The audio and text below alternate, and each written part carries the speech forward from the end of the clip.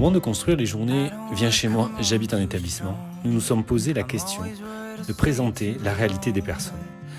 Comment intégrer cette parole dans nos réflexions? Au début, nous voulions présenter des récits, faire des vidéos, voir un film. Nous nous sommes lancés. Nous avons eu la chance de rencontrer Marie-Françoise et Flavien, deux personnes incroyables, à la bonne humeur et aux ressources extraordinaires qui ont accepté de nous faire entrer un court moment dans leur vie, nous raconter leur parcours, partager avec nous un moment de leur vie. Un grand merci à eux deux. Notre première étape nous amène à Lavore, au vaste complexe médico-social Jacques Besse de l'APHJH du Tarn, où nous sommes accueillis par Marie-Françoise. Bonjour Marie-Françoise. Bonjour. Merci de nous accueillir chez vous, dans votre établissement. Enchanté. Vous vous présentez? Marie-Françoise. Nicolas. Marie-Françoise Nicolas. Quel âge vous avez? 35 ans. 35 ans. Depuis combien de temps vous êtes ici? Quelques années, hein. C'est ça qu'on s'était dit qu'on dirait. Vous êtes née où, Marie-Françoise? À Toulouse, vous êtes née. Et votre maman, elle habite toujours à Saint-Orens. D'accord.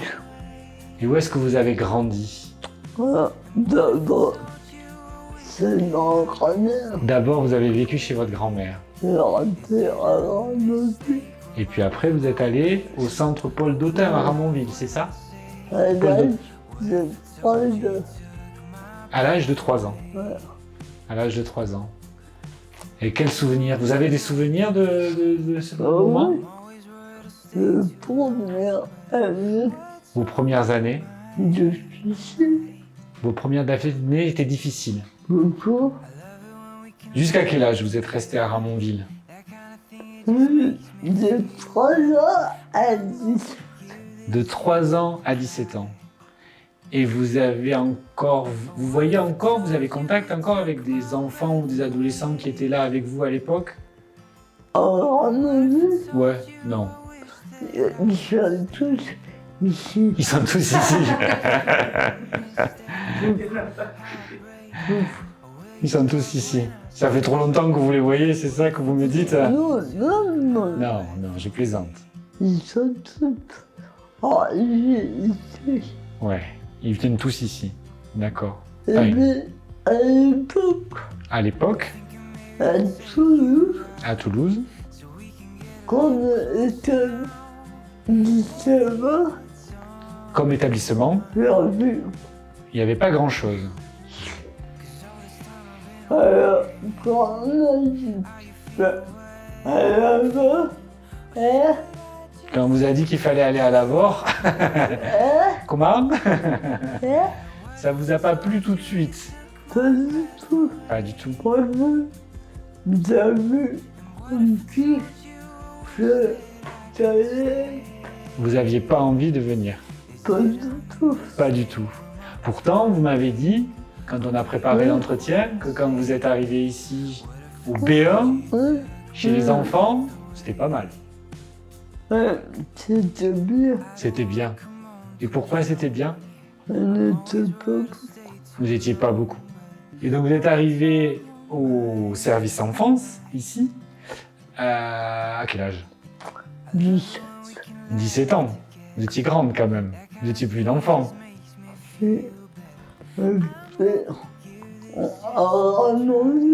Oui, à Ramonville. On m'a gardé On vous a gardé longtemps. plus longtemps que prévu. Oui, c'est à 14 ans normalement. D'accord. Mais au moins, vous étiez chez vos parents le soir. D'accord. Et après, comment ça se passait ici? Quelles étaient les activités? Vous alliez à l'école? Vous faisiez... À Ramonville, vous alliez à l'école? Tous les jours, Tous les jours? orthophoniste. J'ai pas compris, pardon. Orthophoniste. Il y avait une orthophoniste? Ah oui, une orthophoniste, pardon. Tous les jours, Tous les jours. la kiné. La kiné, Tous les jours, tous les jours aussi. au bout d'un moment, ça pouvait plus. Au bout d'un moment, vous n'en pouviez plus. Des exercices ou parce que c'était tous les jours? le Les deux. même 200 euros. Même 200 euros. 2 fois par jour. 2 fois par jour, des fois. D'accord. Alors, au bout d'un moment, Mais vous alliez à l'école quand même, vous m'avez dit. tous les jours, Tous les jours. En plus de l'orthophoniste, du kiné, c'était un emploi du temps plus que bien rempli. je revenais à la maison, Oui, vous reveniez à la maison, j'étais vous étiez claqué. claqué. Et donc à 17 ans là, de 17 ans à quel âge vous êtes resté dans le groupe des adolescents, on va pas dire des enfants, 22. jusqu'à 22 ans, 5 ans, Et puis, à un moment donné, à un moment donné, pour salut authentique, il fallait obtenir, c'est ça? pour Repartir, pardon. ailleurs, Il fallait repartir Ailleurs. ailleurs. mais rester ici. Ou rester ici. Alors, je dis là, je ne veux plus Vous en pouviez plus de reprendre chez nous. de tout recommencer. Qu'est-ce que ça veut dire tout recommencer? Ici, vous étiez chez vous? Oui, alors, si j'allais ailleurs, Si j'allais ailleurs, si vous alliez ailleurs, je s'habituer à tout. Il fallait s'habituer il fallait s'habituer à tout. à tout. Ouais. Il faut- Alors, bon, Bof. j'ai dit à mes parents, non, Donc vous avez préféré rester ici. Vous Ouais. n'avez pas voulu changer vos habitudes. ouais. Vivre ici, pour vous, c'est avoir vos habitudes, c'est ça? Et vous savez, quand vous arrivez Vous savez, quand vous changez, à 17 ans, à 17 ans, vous venez d'un lieu vous venez d'un lieu, où vous êtes habitué vous venez d'un lieu où vous êtes habitué pendant des années. pendant des années, Vous venez ici vous venez ici, pour nous. ici paumé, Oui. c'est ça? Dans cet endroit paumé, c'est comme ça que vous le qualifiez? Oui. Enfin, à l'époque. Parce Oui, que... à l'époque, vous pouvez me Vous passez vos journées. Elle se demandait où on est. Ah, vous vous demandiez où vous étiez. un peu, Et qu'est-ce qui a changé au-delà de la côte, de l'environnement? Tout a changé. tout, Tout a changé. tout. Et comment vous avez fait pour vous habituer à ce changement? Comment vous avez fait? Obligé. Obligé. Vous avez été obligé. Mais vous y êtes arrivé. Voilà. Obligé.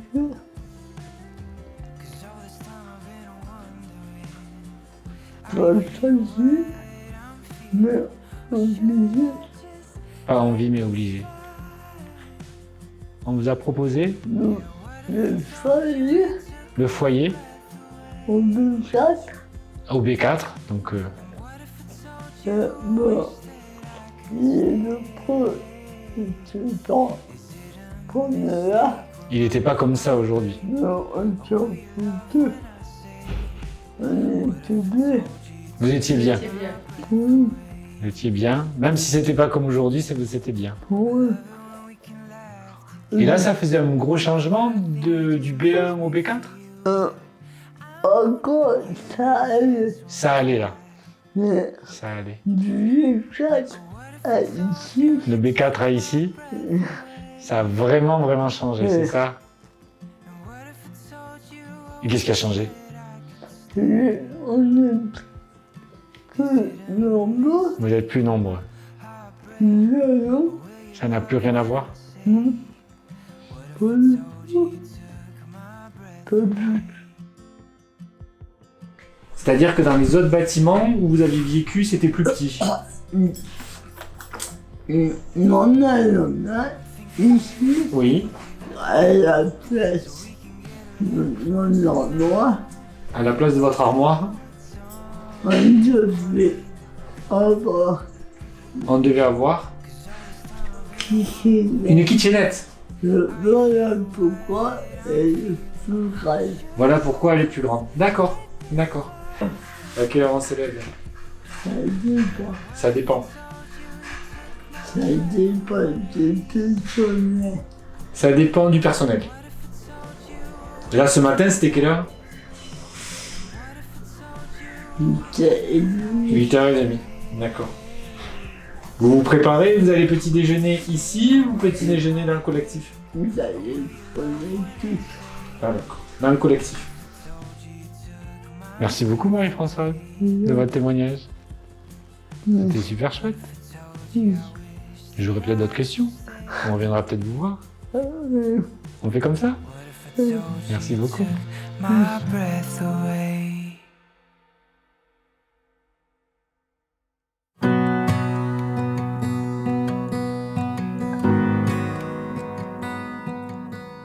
À la suite de cette première rencontre avec Marie-Françoise, nous avons eu la chance de rencontrer Flavien.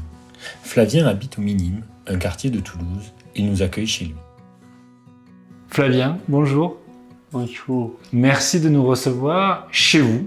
Est-ce que vous pourriez vous présenter pour les gens qui vous écoutent? Oui, je suis Flavien. J'habite à Toulouse depuis 2009. Je suis une personne handicapée en fauteuil depuis presque ma naissance. Je suis en établissement depuis l'âge de 5 ans et dans le sud depuis 30 ans. J'ai dû partir dans l'Hérault, à la Mandelieu-du-Bain, où j'ai passé de 91 à 96. J'étais bien, oui, j'étais bien dans la ville, c'était une petite ville et ouais, j'ai passé des bons moments À la Malou. Mandelieu-les-Bains. Ouais. Après la Malou-les-Bains, vous avez eu plusieurs. Vous êtes passé par plusieurs foyers après, c'est ça? Oui, À Ariège d'abord, puis à Muret. oui. Comment ont été les transitions? Il faisait des... Les stages?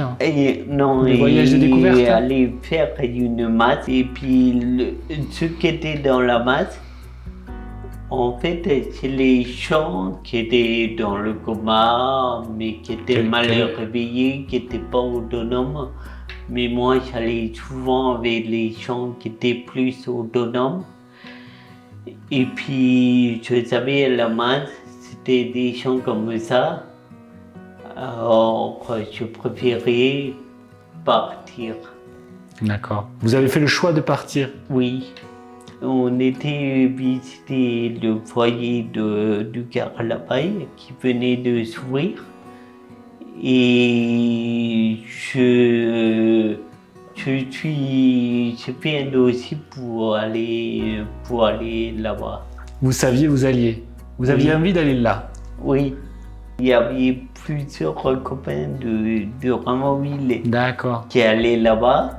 Ils faisaient des activités tous les jours. Je me suis dit, je vais aller là-bas après. Parce qu'en fait, c'était nous, le foyer venait de De s'ouvrir. s'ouvrir. Et il n'y avait pas longtemps, oui. Et vous avez été déçu ou non? Non, C'était aussi bien que ce que vous imaginez? oui. Dans tous les établissements que j'ai fait, moi, j'étais jamais déçu en fait. J'ai fait des choses que j'avais jamais fait avant. Par exemple, en cinéma, on mettait la table, on mettait des choses que les gens, pour eux, c'est bizarre quand je raconte parce que c'est naturel pour tout le monde. Mais pour les personnes handicapées, non. En cinéma, par exemple, on mettait la table tous les jours. on mettait tout, on essuyait, on lavait, on amenait notre affaire à l'école, on faisait beaucoup de choses. Du quotidien. Oui, et tout seul en plus, parce qu'on était surveillés, mais on nous laissait faire. J'ai appris par exemple, les gens me disent, mais tu te débrouilles bien tout seul, tu t'habillais tout seul et tout. Mais en fait, j'ai appris petit à faire ça. Qu'est-ce qui a fait qu'à un moment donné, après l'Ariège, après Muret, qu'est-ce qui a fait que vous avez décidé finalement de vivre en appartement? Eh bien, c'est une personne d'une association qui allait prendre une personne dans son association, qui a dit mais pourquoi tu pars pas à domicile et tout. Et moi, pour moi, j'ai jamais pensé à aller à domicile. Et après, j'ai réfléchi à ça et puis on a commencé à faire les démarches pour m'en aller. Et puis ça fait maintenant, ça fait 10 ans.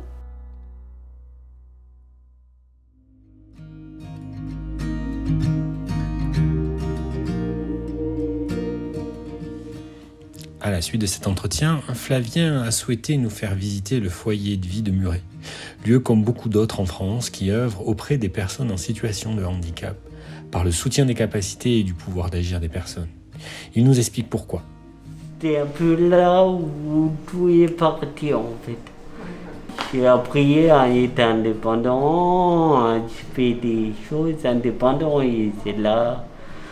Après, tout est parti, c'est là où j'ai voulu partir du foyer. Enfin, j'ai voulu partir. À l'époque, je cherchais des établissements et j'avais écrit dans plein d'endroits. Et puis, tu sais, les personnes handicapées, ce qui est dégueulasse, voilà, c'est ce que j'ai dit à plusieurs personnes. Toi, tu veux aller bosser à Marseille, on va rien te dire. Nous, on nous dit, ah non, vous n'êtes pas d'autre département, vous pouvez pas. Et puis j'écris dans l'ordre, on m'a dit ça, j'écris dans l'affaire finance, on m'a dit ça. Comme j'ai dit à une femme à faire finance, mais si tout le monde me dit ça, je ne peux jamais partir. Si j'étais venu en stage, c'était en ville.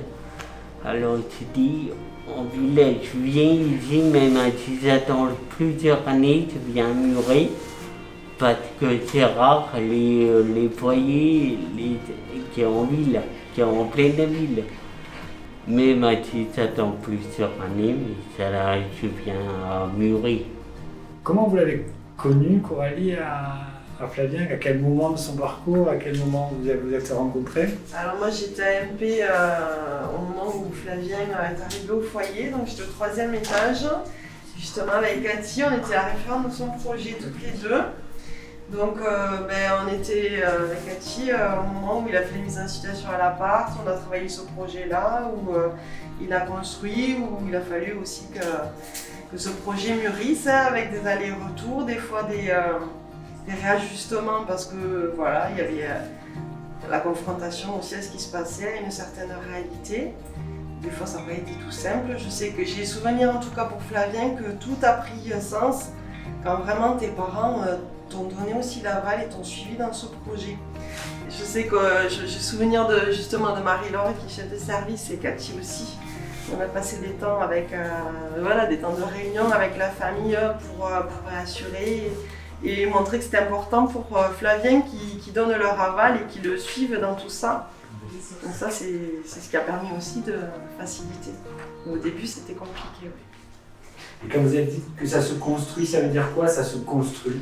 Ça veut dire qu'il faut que ça chemine aussi et que même si des fois on dit j'ai envie de partir et et de quitter le foyer, il faut que ça chemine aussi, c'est une maturité aussi de soi en fait, de ce qu'on vit, de prendre conscience, c'est à travers les stages aussi, ça a permis aussi de donner confiance à Flavien, je crois, de pointer aussi là où il fallait qu'il travaille et aussi d'être prêt, de se sentir prêt, d'oser dire aux parents, d'oser affronter et prouver et de se lancer, c'est pas rien.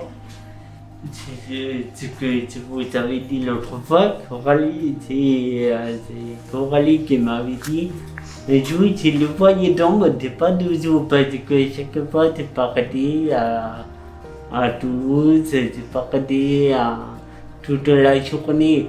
Alors, je me disais, tu le voyais donc, t'es pas toujours. On avait fait plusieurs fois avec un groupe de résidents qui souhaitaient voir comment Flavien vivait, où il était installé, comment ça se passait. Après, c'est aussi montrer aux autres que c'est possible. C'est chouette. Moi, je suis arrivée au foyer ici en 2006, donc Flavien était déjà là.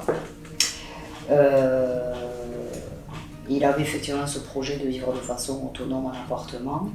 Il y avait une vraie volonté. Et il m'a fait part de son projet et j'ai essayé de l'accompagner au mieux, effectivement, vers l'autonomie avec évidemment toute l'équipe du foyer. Moi, j'ai été plus là sur les démarches de recherche de logement, sur également l'aider à évaluer ses besoins en termes d'aide humaine pour qu'il puisse ensuite, en étant en appartement, avoir une aide, arriver à déterminer à quel moment dans la journée j'ai besoin d'être aidé, sur quels actes de la vie quotidienne j'ai besoin d'être aidé. Voilà, et puis ensuite dans le choix aussi du mode d'intervention à domicile, est-ce que je veux un service prestataire, est-ce que je veux plutôt de l'emploi direct, voilà. On a travaillé sur tout ça. Quand vous dites on a travaillé, ça veut dire quoi? Ça veut dire que Flavien, il était quand même le moteur de son projet, il était... moi j'ai avancé au rythme de l'évolution de Flavien, c'est lui qui venait régulièrement me trouver, on avait des petites séances de travail où on avançait sur plusieurs choses, on a aussi un peu travaillé sur le budget, quelles sont les dépenses que j'ai en appartement, comment il faut que j'anticipe tout ça, bon voilà, on a avancé, mais c'est souvent Flavien qui revenait, qui demandait des rendez-vous pour qu'on puisse avancer. Voilà, moi j'ai avancé à son rythme là, et puis jusqu'à l'obtention de cet appartement, on y est allé le visiter. On est allé le visiter avec François, non, l'ergothérapeute, je pense. C'est François, oui. Et toi aussi la première fois. Alors peut-être je me souviens pas si j'étais là ou pas. Donc après ça a été jusqu'à visiter l'appartement, vérifier qu'il était bien accessible, que Flavien il correspondait bien à ses besoins, et puis après il y a eu l'aménagement. Et comme je travaille aussi donc sur le SAVS de l'APF, Flavien a demandé à la MDPH une orientation SAVS pour pouvoir aussi bénéficier d'un accompagnement en état à domicile, puisque c'était quand même nouveau pour lui et il ne se sentait pas de se lancer sans avoir une équipe autour pour un petit peu l'aider au moins au début. Et puis en fait ça dure. Il y a eu une petite interruption, je crois, de 18 mois où tu as plus d'accompagnement SAVS. Et tu as recommencé quand j'ai voulu changer d'appartement. Ah, c'est ça. Oui, parce qu'il y a eu un premier appartement au Mazal, de mémoire. Oui. Et puis là, aujourd'hui, au Minime. Oui. Et comment ça s'est passé, ce changement d'appartement? Est-ce que vous êtes intervenu, Madame Coste? Comment vous avez demandé, Flavien? En fait, moi, j'ai demandé parce qu'au début, j'avais un petit appartement. Mais c'était mon premier appartement, alors ça ne me gênait pas. J'avais 29 mètres carrés, c'était petit en fauteuil. Un autre fauteuil, on ne pouvait pas se reculer comme je vous ai dit. Des côtés, on était obligé de coller et tout, mais et j'avais pas de chambre, hein, j'avais rien. C'était juste un petit studio. Il y avait cuisine et salle où on faisait tout. Et j'ai voulu un plus grand appartement pour mon deuxième appartement. Et là, on a refait les dossiers. Et c'était très long, mais on a refait des dossiers. Alors qu'est-ce qui est compliqué dans le foyer à l'appartement? Ben, il faut tout prévoir. Il faut aussi beaucoup rassurer Flavien, le sécuriser parce que j'ai pu l'observer aussi dans le temps par rapport à d'autres résidents qui sont partis en appartement, même s'il y a une vraie volonté, même s'ils ont ce désir depuis plusieurs années qu'ils y travaillent dessus, mais la veille du départ ou le mois avant le départ, il y a des grosses angoisses, grosses appréhensions. Est-ce que je fais bien? Est-ce que je ne me trompe pas? Et moi j'ai souvenir tout le temps de les avoir, ces personnes-là, dans le bureau. Le dernier mois, je les ai tout le temps. À chaque fois que je suis là, ils sont là parce que c'est un peu la panique. Et Flavien, moi j'ai un souvenir ému de son départ parce que il nous a au dernier moment sollicité à l'équipe. Il a eu besoin qu'on l'aide à rassurer ses parents, enfin sa maman et son beau-père. Et moi j'ai ce souvenir de cette réunion où vraiment il a mis un peu les tripes sur la table en disant mais moi c'est ce que je veux, c'est vraiment ce que je veux, il faut que vous compreniez ce désir et cette volonté que j'ai de vivre de façon autonome. Et je crois qu'on a essayé d'être autour de lui et de vraiment l'aider à faire passer ce message et finalement ça s'est bien passé. Oui. Mais c'était la dernière chose qu'il avait besoin d'avoir ce feu vert, je crois, pour pouvoir partir sereinement.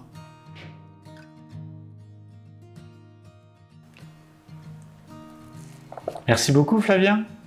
Mais merci à vous.